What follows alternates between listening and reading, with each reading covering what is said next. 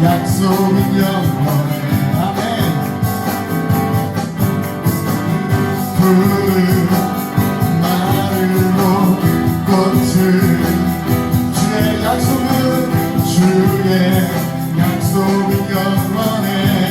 주의 약속은 믿는 자 그의 구원을 얻으리. 주의 약속은 행한다. 그의 능력을 보게 되리라. 믿음으로 선포하면서 주의 약속은 영원해. 주의 약속은 영원해.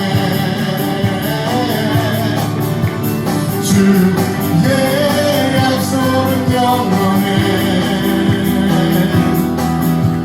주의 약속은 영원해.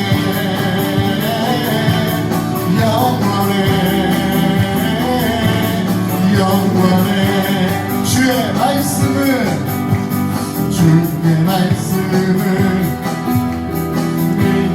믿는다. 그의 구원을 얻으리. 주의 말씀을 행한다. 그의 능력을 보게 되리라. 약속을 믿으면서 주의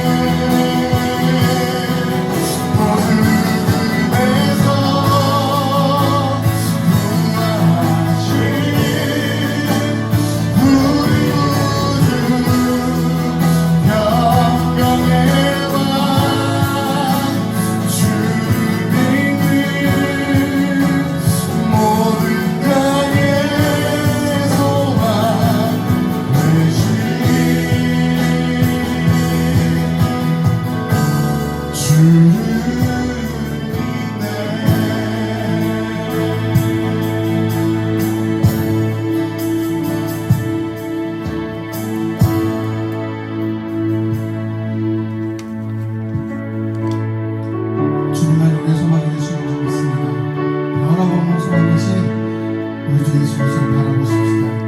그 평강의 하나님이 우리 모든 삶 가운데 온 열방 가운데 훈계를 받으시고 하나님께서 함께 이루어가도록 우리 삶을 초청하시는 분이 있습니다. 온 열방을 주관하고 다스리시는 그 여호와 하나님, 그 통치자 하나님 바라보고 찬양하고 계십시다.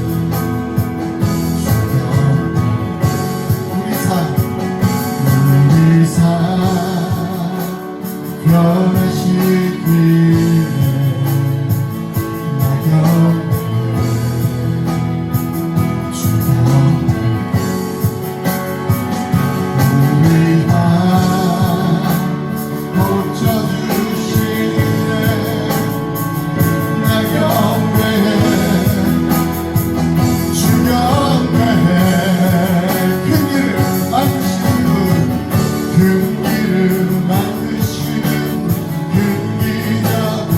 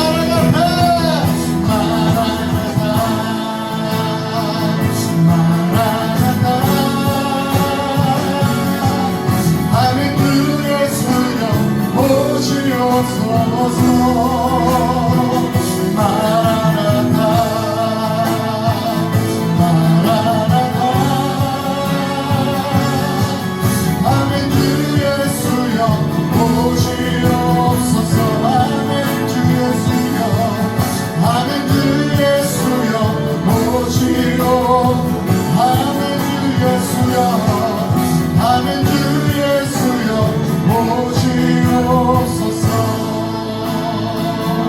마라나타 마라나타 하는 주 예수여 오시옵소서. 마라나타 마라나타 하는 주 예수여 오시옵소서.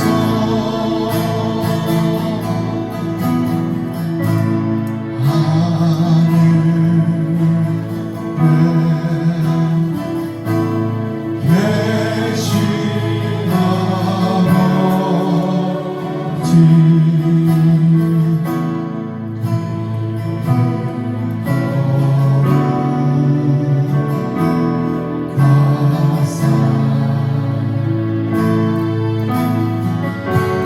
주님 나라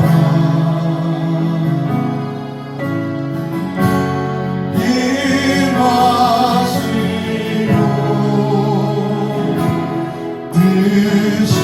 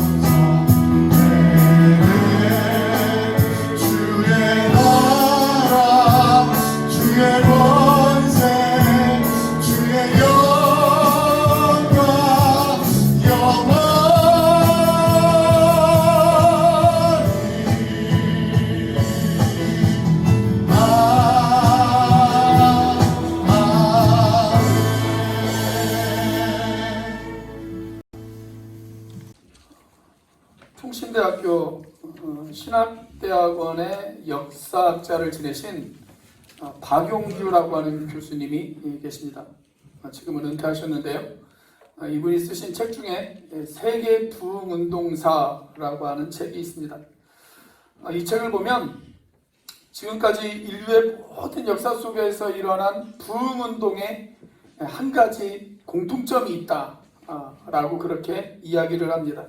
그 공통점이 뭐냐면 하나님의 백성들의 통절한 회개가 있을 때 그때 한 국가가, 한 민족이, 그리고 한 지역이, 그리고 그 지역에 속해 있는 교회들이 변화되어지는 그런 역사가 일어났다라고 그렇게 이야기하고 있습니다.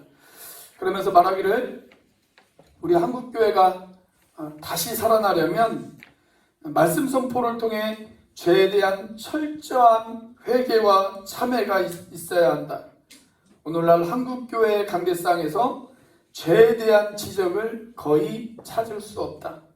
죄를 죄라고 지적하지 않는다면 죄에 대한 영적 각성은 나타나지 않을 것이다. 그렇게 이야기하고 있습니다.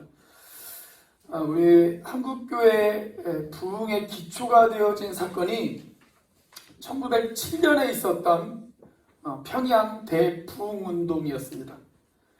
그런데 이 평양 대부흥운동이 어떻게 시작이 되어졌냐면 길선주 목사님과 성도들의 통절한 회개로부터 이 부흥운동이 시작이 되어졌습니다. 1907년 1월 2일부터 15일까지 평양 장대현 교회에서 부흥 사경회가 있었습니다. 사경회. 부흥회하고는 조금 달라요. 사경회는 말씀을 풀어서 설명을 해주는 일종의 좀 요즘으로 말하면 저처럼 하는 강해설교라고 그렇게 이야기할 수가 있습니다. 그런 사경회가 열렸어요. 영하 30도까지 내려가는 그런 엄동설안이었습니다. 그럼에도 불구하고 성도들이 하나님의 은혜를 사모하며 하나 둘씩 교회당에 몰려들기 시작을 했습니다. 그런데 사경회가 끝나기 바로 전날, 그러니까 1907년 1월 14일 날 평양 장대현 교회 안에 강력한 성령의 부흥이 일어나기 시작을 했습니다. 당시 집회를 인도하시던 분이 길선주 장로님이셨어요. 그 당시에는 장로님이셨고 나중에 후에 목사 안수를 받으셨는데, 이 길선주 장로님이 자신의 죄를 고백하기 시작을 한 것입니다. 이 길선주 장로님의 친구분이 한 분이 계셨어요. 1년 전에 세상을 떠났습니다. 이 떠난 친구가 자기가 죽으면서 길선주 장로님에게 이렇게 이야기를 했습니다. 자기의 모든 재산을 다 맡기면서, 여보게 길장로, 나의 모든 재산을 자네가 좀 관리해 주게라. 그리고 나의 남겨진 가족들을 자네가 잘 좀 돌봐주게, 그렇게 부탁을 남기고 세상을 떠났습니다. 길선주 장로님이 그 재산을 처분하는 과정에서 미화 100달러, 그 당시에는 꽤 큰 돈이었어요. 지금 100달러면 뭐 그렇게 큰 돈은 한 10만 원 정도 되는 돈이지만 그 당시에는 꽤 큰 돈이었습니다. 그 100달러를 자신의 주머니에 착복을 했습니다. 그러면서 이 길선주 장로님이 이렇게 고백을 합니다. 나는 죄인입니다. 나는 아간과 같은 그런 죄인입니다. 그렇게 고백을 했습니다. 이 고백을 계기로 해서 사람들은 저마다 자신들의 은밀하게 숨겨둔 죄를 하나 둘씩 꺼집어내기 시작을 합니다. 어떤 사람은 살인의 죄를 회개했습니다. 어떤 사람은 강간의 죄를 회개했습니다.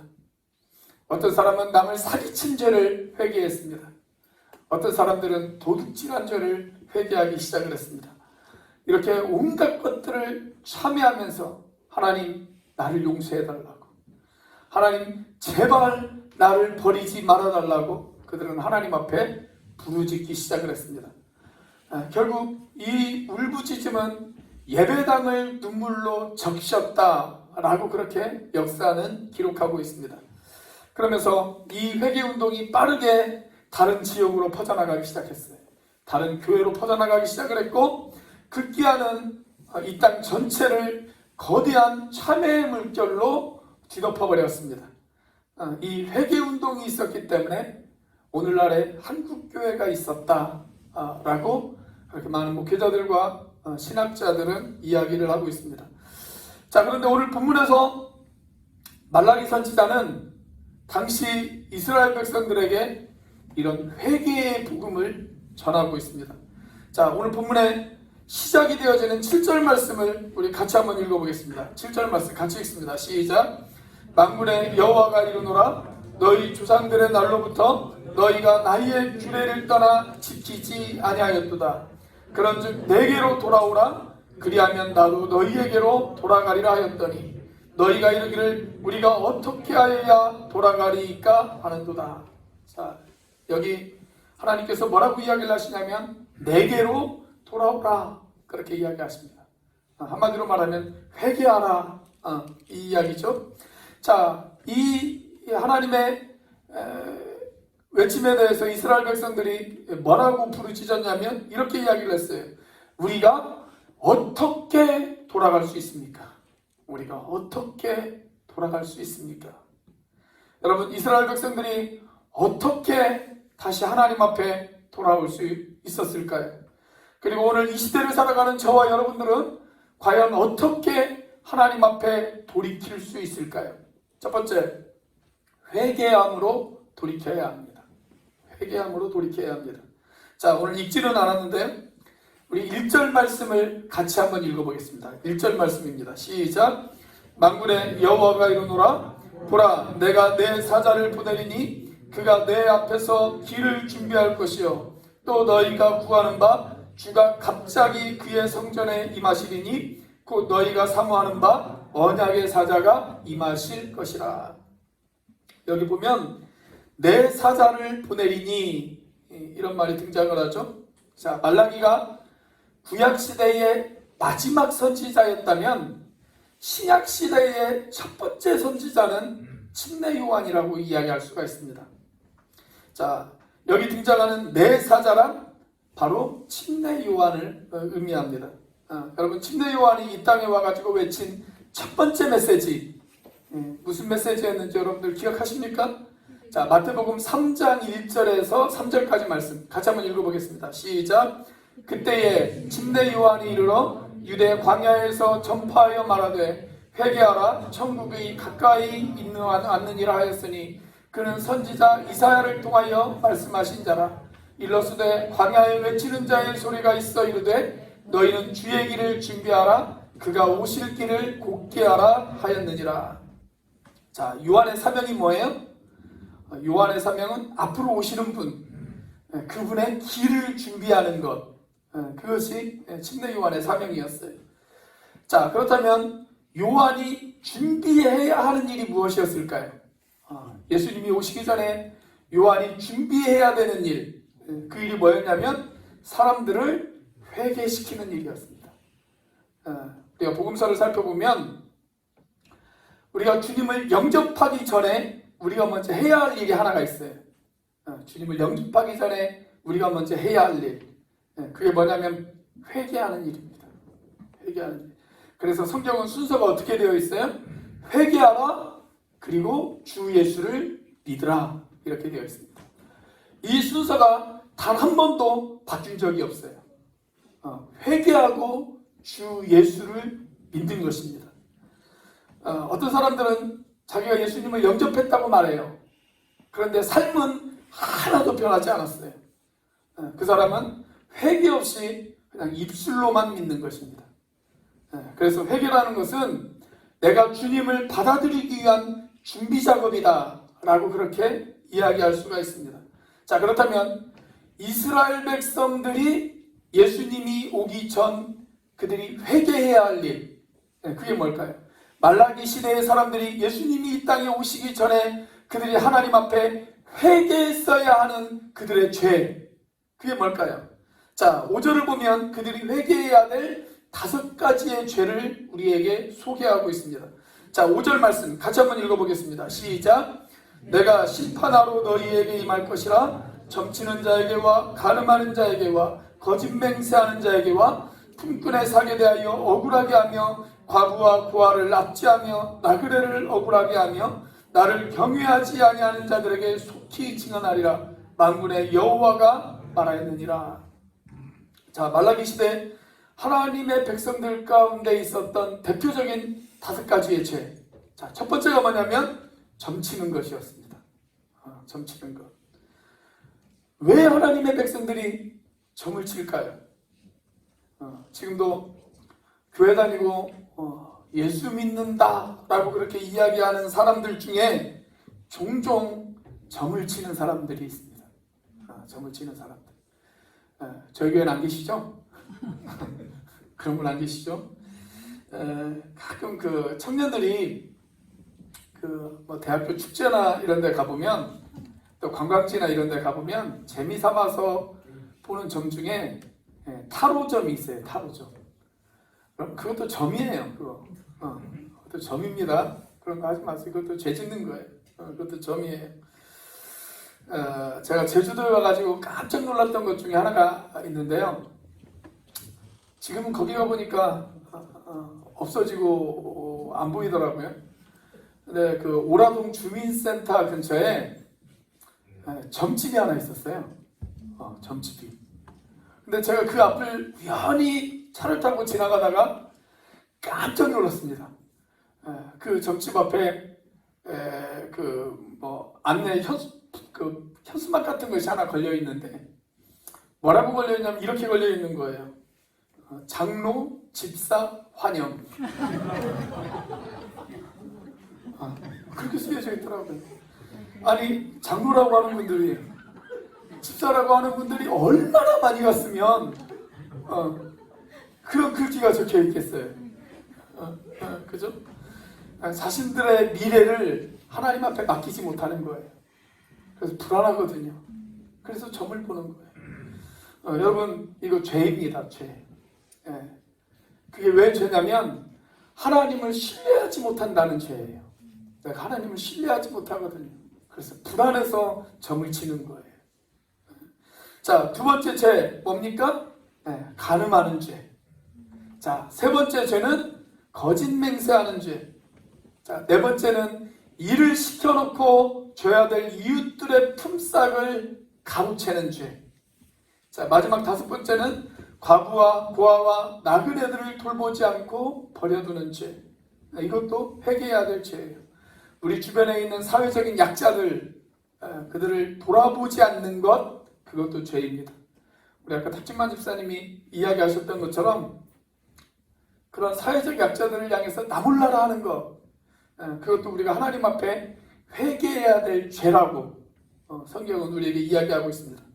자, 1절 마지막 부분을 보시면 이런 죄를 회개하면 이스라엘 백성들 가운데 언약의 사자가 임하실 것이다. 그렇게 이야기하고 있습니다. 여기에서 말하는 언약의 사자는 누구일까요? 예수님이죠. 예수님. 우리가 회개하고 깨끗이 비워진 그 그릇에 예수님께서 임재하신다는 겁니다. 그러므로 여러분, 우리가 어떻게 돌이킬 수 있을까요? 그것은 우리가 회개함으로 돌이킬 수 있어요. 회개할 것들을 회개하셔야 됩니다. 나를 비우시는 작업들이 필요해요. 깨끗이 나를 비우시는 작업. 그리고 그렇게 비워진 곳에 예수님께서 임재하십니다. 우리가 어떻게 하나님 앞에 돌이켜야 되냐면 첫 번째로 회개함으로 돌이켜야 돼요. 자, 우리는 어떻게 돌이킬 수 있을까요? 둘째, 신뢰함으로 돌이켜야 합니다. 신뢰함으로. 자, 우리가 회개하려고 할 때 우리의 마음 가운데 이런 질문이 떠오를 수가 있어요. 내가 회개하면 하나님이 과연 나를 용서해 주실까? 내가 회개하면 나의 잘못에 대해서 하나님께서 나를 용서해 주시고 나를 다시 받아주실까? 내가 회개하면 하나님이 나에게 또 한 번의 기회를 주실까? 이런 질문들이 우리 가운데 생겨날 수가 있습니다. 자, 그래서 우리가 돌이키기 위해서 우리의 마음 가운데 반드시 있어야 되는 것, 그것이 뭐냐면 하나님에 대한 신뢰예요.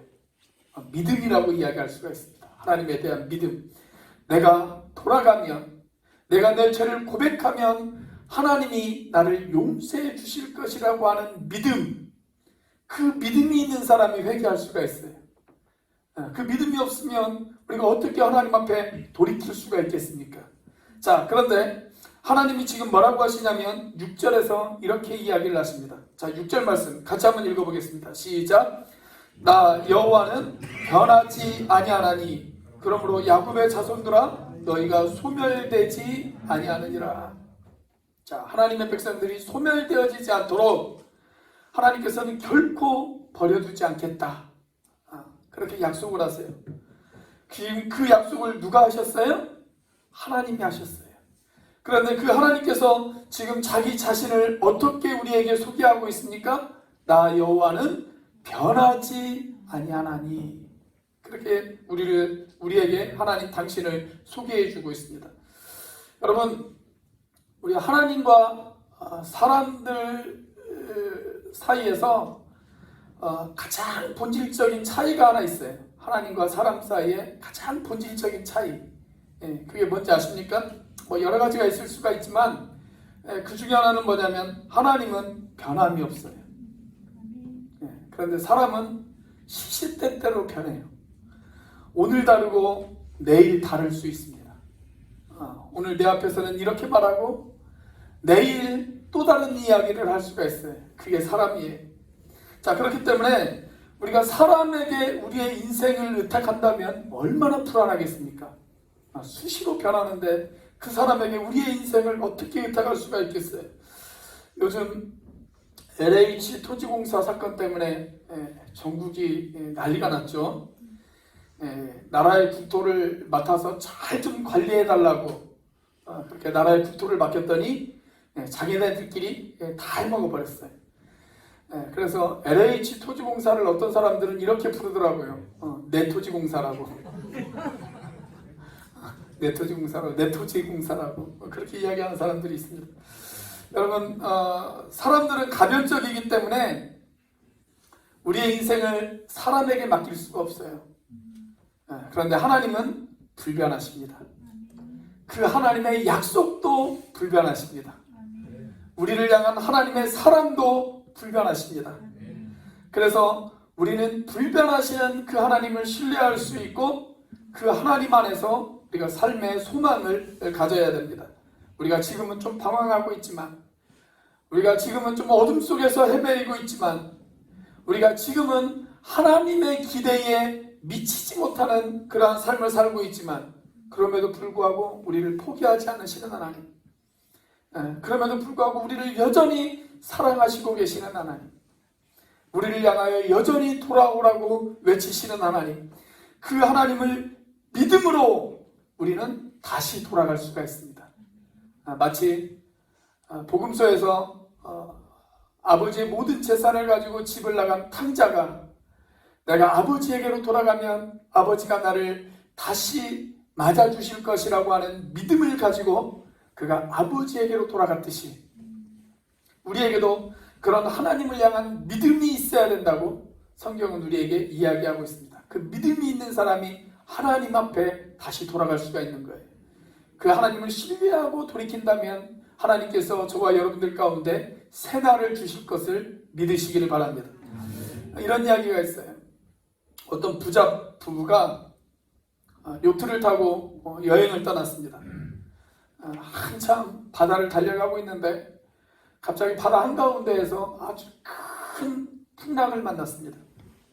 남편의 얼굴이 막 사색이 되어져 가지고 평상시에 하지도 않던 기도를 이 남편이 하기 시작을 했어요. 하나님, 저희 부부를 구해주시면 제가 저의 재산의 3분의 1을 하나님 앞에 드리도록 하겠습니다. 그렇게 기도합니다. 자, 그렇게 기도를 멈췄는데 풍랑이 멈추는 것이 아니라 더 심해졌어요. 더 높아지고 자기들이 죽을 것 같은 그런 위기를 경험을 합니다. 그러자 남편이 다시 하나님 앞에 기도합니다. 하나님, 제발 살려주세요. 살려만 주시면 제 재산의 3분의 2를 드릴게요. 그렇게 기도했습니다. 자, 그렇게 기도를 끝나고 나니까 풍랑이 멈출 줄 알았는데 안 멈추는 거예요. 다시 풍랑이 시작되어져요. 더 심해졌어요. 그러자 하나님 앞에 다시 기도했습니다. 알겠습니다, 하나님. 제발 저를 살려주시면 제 재산 전부를 하나님 앞에 드리겠습니다. 그런데 그때 옆에서 아내가 갑자기 옆구리를 쿡 찌르면서 이렇게 이야기를 하는 거예요. 여보, 당장 취소하세요. 저기 구조선이 오고 있어요. 그렇게 이야기를 합니다. 여러분, 인간의 마음은요 이렇게 쉽게 변합니다. 쉽게 변해요. 오직 하나님 한 분만이 변하지 않으십니다. 여러분, 히브리서 6장 17절의 약속의 말씀 여러분들 혹시 알고 계십니까? 자, 히브리서 6장 17절 같이 한번 읽어보겠습니다. 시작. 하나님은 약속을 기업으로 받는 자들에게 그 뜻이 변하지 아니함을 충분히 나타내시려고 그 일을 맹세로 보증하셨나니. 자, 성경은 하나님이 하신 약속의 말씀이죠. 이 말씀이 틀림없는 사실이라는 것을 하나님이 어떻게 하셨다고요? 맹세하고 보증하셨어요. 그래서 말씀은 변하지 않습니다. 사랑하는 여러분, 변하지 않는 하나님, 그 변하지 않는 하나님이 하신 그 말씀을 신뢰함으로 하나님 앞에 돌이킬 수 있는 저와 여러분들이 되시기를 주의 이름으로 축원합니다. 하나님에 대한 그 말씀이 우리 가운데 있으면 우리는 언제든지 돌이킬 수 있어요.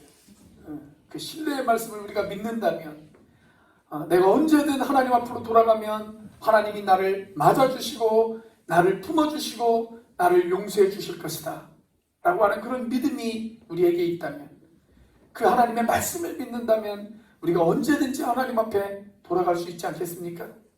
그 하나님을 신뢰하시는 저와 여러분들이 되시길 주의 이름으로 축원합니다. 자, 우리는 어떻게 돌이킬 수 있을까요? 마지막 세 번째로 헌신함으로 돌이킬 수 있습니다. 헌신함으로 돌이킬 수 있습니다. 자, 오늘 본문의 핵심, 아니 더 나아가서 우리가 성경 전체의 핵심, 우리 성경 읽기 반에 들어오신 분들이 열심히 지금 성경을 읽고 계시는데, 여러분 성경을 읽을 때 여러분들이 이런 각도를 가지고 한번 성경을 읽어보세요. 성경 전체를 흐르는 하나의 큰 강줄기가 있어요. 그 시각을 가지고 여러분들이 성경을 한번 보셔야 될 필요가 있는데, 그 시각이 뭐냐면 성경은 결국 소유권 분쟁입니다. 소유권 분쟁. 누가 주인이냐, 여기에 대한 치열한 싸움이에요. 치열한 싸움. 하나님이 주인이냐 아니면 내가 주인이냐, 여기에 대한 싸움을 기록한 책이 성경입니다. 여러분, 하나님이 태초에 첫째를 창조하셨죠. 아담과 하와를 만드셨어요.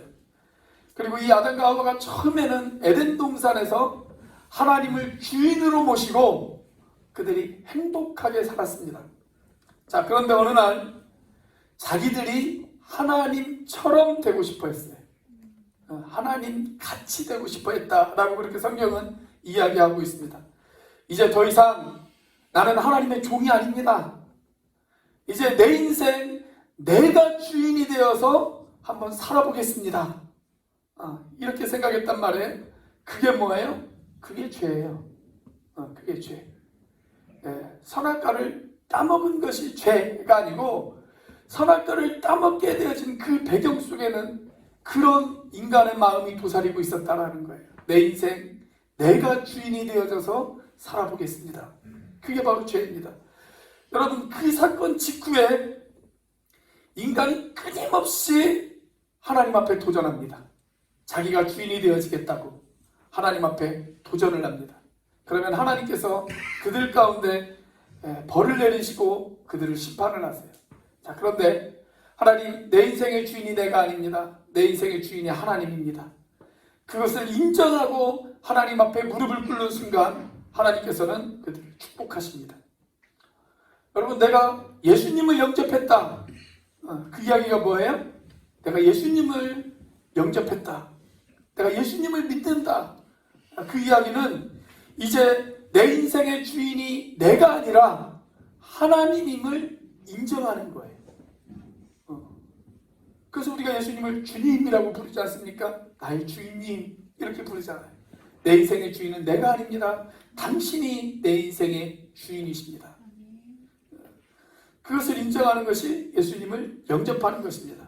지금까지는 나의 모든 것이 나의 것인 것처럼 알고 그렇게 살았습니다. 그런데 이제부터 나의 모든 소유가 그분의 것임을 인정하는 것, 그것이 예수님을 영접하는 거예요. 사랑하는 여러분, 여러분들의 소유권이 하나님 앞에 있음을 인정하십니까? 여러분이 하나님께서 여러분의 주인이심을 인정하십니까? 그 증거가 뭐예요? 그 증거가 뭡니까? 나의 모든 것이 하나님의 것임을 인정한다는 여러분들 고백의 그 증거가 뭐예요? 성경은 그것을 인정하는 증거로 10의 1조를 이야기하고 있습니다. 자, 10절입니다. 같이 한번 읽습니다. 시작. 만군의 여호와가 이르노라, 너희의 온전한 11조를 창고에 들여 나의 집에 양식이 있게 하고 그것으로 나를 시험하여 내가 하늘 문을 열고 너희에게 복을 쌓을 곳이 없도록 붙지 아니하나 보라. 자, 우리가 구약 시대의 11조를 연구해 보면, 여러분, 이스라엘 백성들은 세 가지 종류의 11조를 드렸습니다. 세 가지 종류의 11조. 첫째는 뭐냐면 성전에서 일하는 레위 지파 사람들, 그리고 제사장들, 그들의 생계를 위해서 11조를 드렸어요. 다시 말하면 전임 사역자들의 생계를 위해서 그들이 10의 1조를 하나님 앞에 드렸습니다. 그래서 우리가 이것을 뭐라고 이야기를 하냐면 사역의 11조라고 그렇게 이야기를 합니다. 사역의 11조. 둘째는 유대인들의 전통에 의하면은요, 1년 중에 몇 차례의 명절이 있죠. 뭐 유월절, 초막절, 뭐 이런 명절들이 있지 않습니까? 이런 명절들을 세기 위해서 이스라엘 백성들이 예루살렘으로 몰려듭니다. 근데 이 명절들이 뭐 하루 이틀에 끝나는 명절들이 아니에요. 일주일씩 진행되어지고 그런단 말이죠. 그리고 예루살렘 시민들만 그 명절에 참여하는 것이 아니고 전국 각지에서 그 명절을 지키기 위해서 예루살렘으로 몰려들어요. 그렇기 때문에 명절에 참석한 사람들에게 음식을 제공해야 될 필요성이 있었습니다. 그래서 그 음식을 준비하기 위한 회식의 11조를 드렸어요. 회식의 11조. 자, 그게 끝이 아니에요. 세 번째 11조가 있었습니다. 그게 뭐냐면 3년에 한 번씩 고아와 나그네와 과부들을 돕기 위한 구제의 11조를 그들이 하나님 앞에 드렸습니다. 이 세 가지를 다 합하면은요, 이스라엘 백성들이 1년에 최소로 그들은 10의 2조 이상씩을 드렸어요. 최소로 10의 2조 이상을 하나님 앞에 드렸습니다. 자, 이제 말라기 시대에 이스라엘 백성들이 포로 생활에서 돌아왔습니다. 예루살렘으로 돌아왔어요. 그들은 성전을 다시 지었어요. 그리고 무너졌던 성벽을 느헤미야를 시작으로 해서 무너졌던 성벽도 다시 지었습니다. 그리고 하나님 앞에 다시 제사를 시작합니다. 그런데 적지 않은 많은 사람들이 아직도 그들의 삶이 힘들고 어렵다는 이유로 형식적인 10의 1조를 드렸어요. 어떤 사람들은 사역의 11조만 드렸어요. 어떤 사람들은 회식의 11조만 드렸어요. 그리고 어떤 사람들은 구제의 11조만 드렸어요. 하나님의 관점에서 보면 그것은 온전한 11조가 아니었습니다. 자, 그래서 말라기 선지자가 이렇게 이야기를 하죠. 8절 말씀입니다. 같이 한번 읽어보겠습니다. 시작. 사람이 어찌 하나님의 것을 도둑질하겠느냐. 그러나 너희는 나의 것을 도둑질하고도 말하기를 우리가 어떻게 주의 것을 도둑질하였나이까 하는도다. 이는 곧 11조와 봉헌물이라. 자, 여기 말라기 선지자가 뭐라고 질책합니까? 사람이 어떻게 하나님의 것을 도둑질하느냐. 자, 그러자 백성들이 다시 묻죠. 우리가 어떻게 하나님의 것을 도둑질했습니까? 그러자 거기에 대해서 하나님이 뭐라고 대답하셨어요? 11조와 봉헌물, 그것을 온전하게 드리지 않는 것, 그것이 바로 나의 것을 도둑질하는 거야. 그렇게 이야기하십니다. 자, 결국 성경에서 누누이 이야기하고 있는 누가 주인이냐.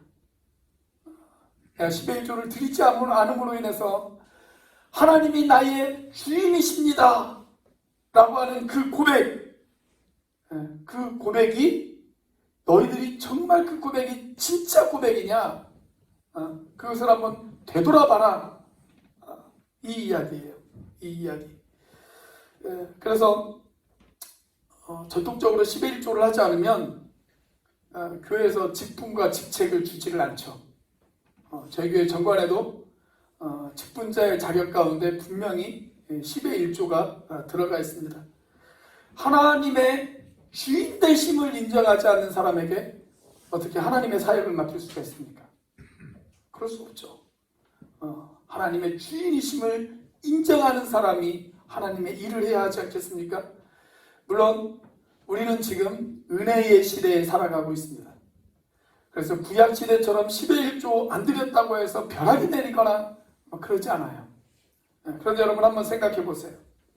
우리는 온전한 은혜를 경험한 사람들이에요. 예수 그리스도의 십자가의 구원을 입은 그런 온전한 은혜를 우리는 경험한 사람들입니다. 여러분, 온전한 은혜를 경험한 사람들이 온전한 은혜를 경험하지 못한 구약시대의 사람들보다도 헌신하지 않는다면 여러분, 그 헌신을 어떻게 온전한 헌신이라고 이야기할 수가 있겠습니까? 영화로도 제작된 주는 나의 피난처라고 하는 책이 있어요. 이 책의 저자가 2차 세계대전 당시에 살아있는 순교자라고 불리운 코리텐 붐이라고 하는 할머니이십니다. 이분이 돌아가시기 전까지 공산권 국가들을 돌아다니면서 아우슈비츠 수용소에서 만난 그 하나님, 그 수용소에서 경험한 하나님을 자기가 간증하면서 돌아다녔어요. 근데 이분이 하신 말씀 가운데 이런 이야기가 있어요. 지금 이제 러시아인데 옛날 소련 때 소련의 한 교회에서 있었던 실제 이야기를 이분이 이야기를 하십니다. 자, 오늘 같은 주일이었어요. 사람들이 예배를 드리기 위해서 예배당에 모여들기 시작을 했습니다. 거의 대부분의 사람들이 예배당에 다 참석을 했을 무렵에 갑자기 예배당 뒤에서 문이 열리더니 군인 2명이 예배당 안으로 들어왔어요. 총을 들고 예배당 안으로 들어왔습니다. 그러면서 예배당에 있는 사람들을 향해서 큰 소리로 이야기하기를 이렇게 이야기합니다. 자, 지금부터 5분의 시간을 주겠소. 그 5분 동안 예배당 밖으로 나가는 사람들은 우리가 살려줄 것이요. 그러나 예배당 안에 남아있는 사람들은 우리가 그 사람들을 반드시 죽일 것이요. 지금부터 5분이요. 그렇게 이야기했습니다. 지금 우리 가운데 누군가 군인들이 와가지고 그런 이야기를 하면 우리들의 반응이 어떨지 저는 그게 궁금합니다.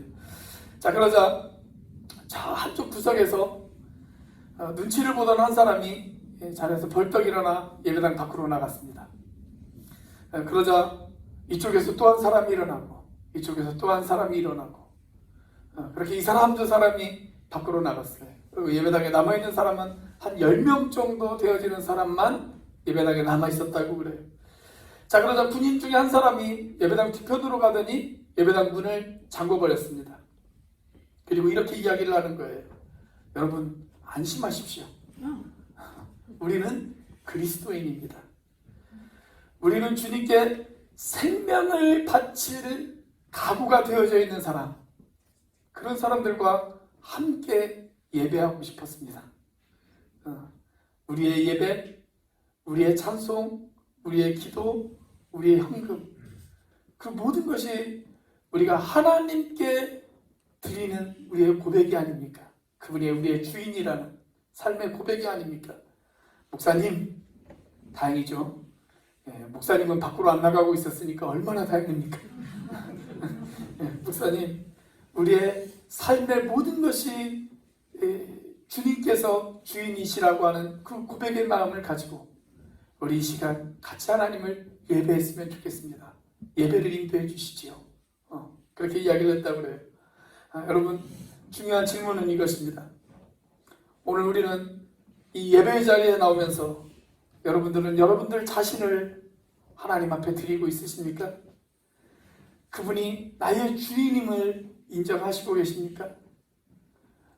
우리의 모든 것의 소유권자가 바로 하나님이심을 여러분들은 인정하고 계십니까? 만약 그러지 못하다면 우리가 회개의 자리로, 그리고 우리를 용서하시는 그 하나님을 믿는 믿음의 자리로, 그리고 다시 한번 우리 자신을 하나님 앞에 드리는 그 헌신의 자리로 우리가 다시 한번 돌이키는 저와 여러분들이 되시기를 주의 이름으로 축원합니다. 기도하시겠습니다. 우리 시간 같이 한번 한 목소리로 하나님 앞에 기도하기를 원합니다. 우리 주님은 오늘 또 내게로 돌아오라고 그렇게 이야기하십니다. 너희들이 내게로 돌아오라, 내게로 돌이키라. 그러면 나도 너희에게 돌이키리라. 그렇게 말씀하십니다. 여전히 내 인생의 주인이 나인 줄 알고 살았지만, 그러나 주님 하나님이 내 인생의 주인이심을 내가 이 시간 고백합니다. 내가 그 소유권을 인정하지 못했던 것 하나님이 회개합니다. 하나님 용서하시고 돌이킬 수 있는 우리가 되어질 수 있도록 인도하여 주옵소서. 회개함으로 돌이키게 하시고 우리를 용서하시는 그 하나님을 신뢰함으로 돌이키게 하시고 우리가 헌신함으로 돌이킬 수 있는 우리가 되어지게 해달라고 우리 시간 같이 한번 한 목소리로 하나님 앞에 기도하도록 하겠습니다. 우리 같이 한번 기도합니다. 할렐루야. 살아계시며 역사하시는 하나님 아버지 감사합니다. 오 하나님, 이 시간 주님께서 인도하여 주시옵소서. 하나님 역사하여 주시옵소서. 아버지 하나님, 우리 인생의 모든 것의 주인이 하나님이심을 아버지 하나님 우리가 고백합니다. 아버지 하나님, 나의 모든 소유, 아버지 하나님, 나의 모든 것, 아버지 하나님, 그것이 하나님의 것입니다. 아버지 하나님 그것을 인정하지 못했던 것 아버지 하나님 그 죄를 하나님 용서하여 주시고 아버지 하나님 우리가 다시 한번 하나님 앞에 돌이킬 수 있는 우리가 되어줄 수 있도록 인도하여 주옵소서. 아버지 하나님을 회개하게 하시고 하나님의 약속을 믿게 하시고 아버지 하나님 다시 한번 헌신하게 하시고 아버지 하나님 그래서 우리 자신이 온전히 하나님 앞에 드려지는 인생이 되어줄 수 있도록 인도하여 주시옵소서. 또 하나님으로 도와주시기 원합니다. 역사해 주시옵소서.